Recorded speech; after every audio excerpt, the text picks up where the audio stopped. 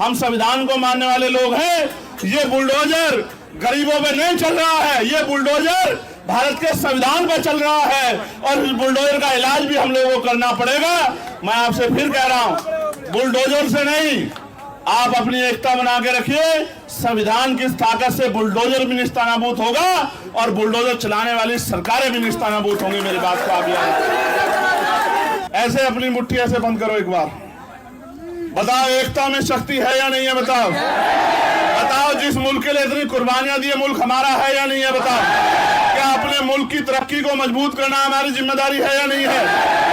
देश में अमन, भाईचारा, प्रेम बना रहे और देश एकजुट होकर तमाम तरह की गैर बराबरी, तमाम तरह के जुल्म और तमाम तरह की जो समस्याएं जनता के सामने आ रही हैं, उनके खिलाफ लड़ाई लड़े।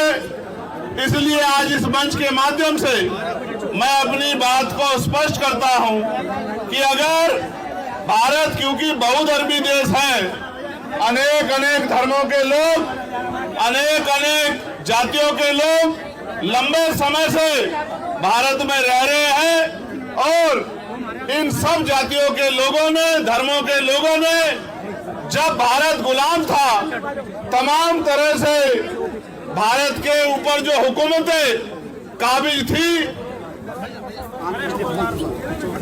भाई पीछे को खड़ा हो, पीछे को, जो हुकूमतें काबिज थी, यानी कि अंग्रेजों की सरकारें, उनके खिलाफ मिलकर लड़ाई लड़ी थी।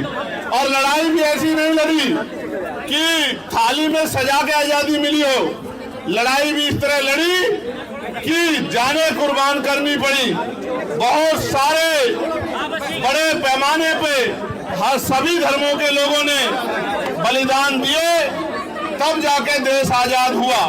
और आज जब देश को आजाद हुए 75 साल से ज्यादा हो गए हैं, तो जानबूझ के, चाहे मुसलमान हो, चाहे सिख हो, चाहे क्रिश्चियन हो, चाहे बौद्ध हो, चाहे जैन हो, या कई जगह पर अन्य धर्मों के खिलाफ भी तमाम तरह से उनको उकसाने, डराने, दबाने और उनको अकेला महसूस कराने का जो षड्यंत्र किया जा रहा है, इसके खिलाफ हम, हमारा संगठन, हमारी पार्टी पूर्ण रूप से हर कमजोर के, हर गरीब के, हर मजलूम के साथ खड़े हैं। और जब तक ये गैर बराबरी पर आधारित व्यवस्था जो लोगों को डराने, दबाने, सताने का काम करेगी, हम अपने भाइयों का हाथ नहीं छोड़ने वाले। और मैं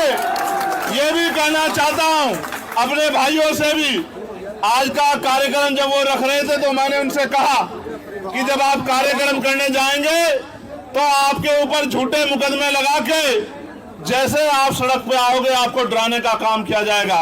इसलिए इस काम की जिम्मेदारी जिन लोगों को, जो सबको अपना भाई बना के एकजुट होकर चलना चाहते हैं, उन भीम आर्मी आजाद समाज पार्टी के लोगों को अपने हाथों में उठानी चाहिए। क्योंकि जब आप वोट मांगने जाते हो तब तो आप सबसे वोट मांगते हो, बड़े बड़े वादे करते हो, और जब चुनाव निकल जाता है और गरीबों पे, कमजोरों पे जुल्म होता है, तो सारी पार्टियों की तरह आप भी इंतजार मत करो कि वो सड़क पे निकल के अपने आप लड़ाई लड़े। अगर आप सड़क पे निकलोगे तो उनके लिए आपको एजेंडा बना के अपना काम करना आसान हो जाएगा। मैं आपको विश्वास दिलाता हूं, आपको पता होगा जिस शख्स ने पैगंबर साहब पे टिप्पणी की थी, उस पे मुकदमा लिखवा के जेल भिजवाने का काम भी हम ही लोगों ने किया। और हमारे लोगों ने गाजियाबाद में आंदोलन किया और अरेस्ट कराने का काम किया।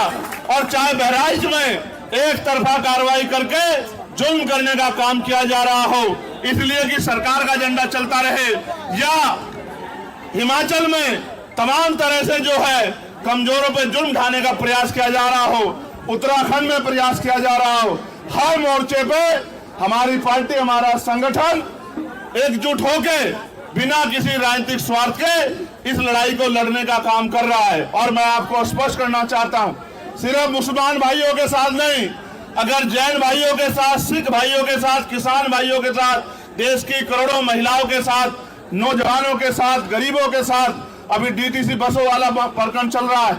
जिसके साथ भी जुल्म होगा, हम अपनी देश की तरक्की के साथ खड़े हैं, हर व्यक्ति के साथ खड़े हैं। हम उस लड़ाई को लड़ने का काम करेंगे और मैं आपको विश्वास दिलाता हूं, आगे किसी भी आंदोलन में आपको स्वतः आगे नहीं आना पड़ेगा। जब जब कोई जुल्म होगा, हम लोग उस लड़ाई को लड़ने का काम करेंगे। और याद रखना, ये जो आरएसएस के लोग हर जाति धर्म के लोगों में घुस गए, इनके विचार को मानने वाले लोग हर जाति में हैं, हर धर्म में हैं। इनसे भी हमें सावधान रहना पड़ेगा, क्योंकि जब हम इनकी बातों में आते हैं तो फिर जो है इनके मोहरे जो है हमारे लोगों को परेशान करने का काम करते हैं, सरकार के एजेंट बनने का काम करते हैं। इन एजेंटों से भी हमें सावधान रहने की जरूरत है और मिलकर इस लड़ाई को, ना कोई एक जाति ना धर्म, पूरे देश की लड़ाई है या नहीं है बताओ। अगर किसी पे भी जुल्म होता है तो पूरे देश को इकट्ठा खड़ा होना चाहिए, नहीं होना चाहिए। अगर किसी को सताया जाता है तो सबको उसकी आवाज उठाई जानी चाहिए, नहीं जानी चाहिए। मैं आपको विश्वास दिलाता हूं, आप इसी पेड़ के नीचे हमने पहलवान बेटियों के सम्मान की लड़ाई भी लड़ने का काम किया था। आप सबको इस बात को याद रखना चाहिए। और आप जानते हैं, पार्लियामेंट में भी उन पहलवान बेटियों के सम्मान की लड़ाई को लड़ने का काम आपके चंद्रशेखर आजाद ने किया था। और आज मैं आपको विश्वास दिलाता हूं, जिस तरह से जानबूझ के टारगेट करके मुसलमानों के खिलाफ हिंसा का और ये धर्म के आधार पे जो है अपमान करने का काम किया जा रहा है, पार्लियामेंट में आवाज उठा के इस पे कानून बनवाने का काम भी हम लोग करेंगे। मेरी इस बात को आप लोग याद रखना।